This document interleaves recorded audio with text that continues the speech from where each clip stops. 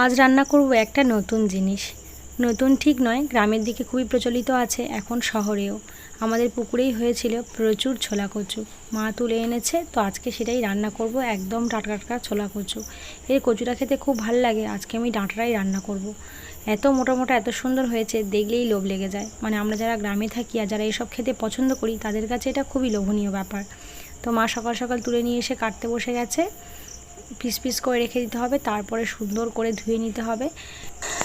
তো এই ডাঁটা থেকে আঁশটাকে সুন্দর করে ছাড়িয়ে নিতে হয় হাতের সাহায্যে, আস্তে আস্তে। হাতে একটু তেল লাগিয়ে নিলে ভালো হয়, খুব একটা আঠা লাগে না। তো মা এসব কিছুই করে না, বলে আমি হাত দিয়ে ঘষে নেবো, তাহলেই হয়ে যাবে। তো এই যে বড় বড় করে টুকরো করে কেটে নেওয়া হচ্ছে, তারপর এটাকে সুন্দর করে ধুয়ে নিয়ে ভাবিয়ে ফেলে দিতে হয়, মানে একটু সিদ্ধ করে নিতে হবে। 10 থেকে 15 মিনিট মতো সিদ্ধ করলেই হয়ে যায়। তো এখানে অনেকগুলো কচু, আমি যখন রান্না করি তখন অনেকটা পরিমাণেই রান্না করি। তারপরে পরিষ্কার করে ধুয়ে নিয়ে আসার পরে এখানে উনুনে বসিয়ে দিয়েছি কড়াইটা।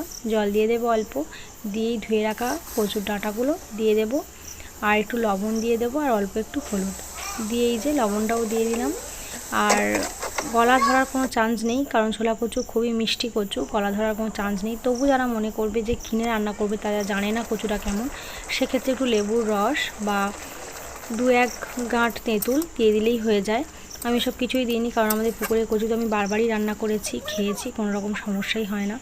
এখানে আদা জিরে বেটে রেখেছি, আর যেটা মেন মশলা সেটা হলো রাঁধুনি বাটা। এটা দিতেই হবে, স্বাদটা তবেই খুব সুন্দর আসে। কড়াই পরিষ্কার করে নিয়ে আবার তেল দিয়ে দিলাম। এবার তেজপাতা দিয়ে দেবো ফোড়নের জন্য, আর দিয়ে দেবো কয়েকটা শুকনো লঙ্কা। ব্যাস, এবার এটাকে সুন্দর করে নেড়ে নেওয়ার পালা। তারপর মশলাগুলো দিয়ে দেবো, আদা জিরে বাটা আর রাঁধুনি বাটা। সমস্ত মশলাটা ভালো করে ভেজে নেওয়ার পরে দিয়ে দিলাম সেদ্ধ করে রাখা কচু।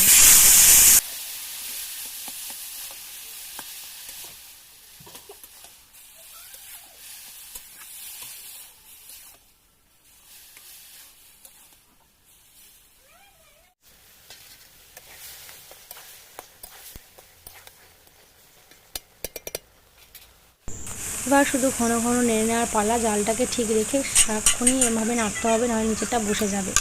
ওপরে দিলাম একটু গরম মশলা বাটার, অল্প একটু রাঁধুনি বাটা আমি আগেই রেখে দিয়েছিলাম, যেটা তেলে দিইনি, সেটা লাস্টে একটু দিয়ে দেবো সেন্টটাকে ধরে রাখার জন্য, তাতে করে একটা সুন্দর গন্ধ আসে।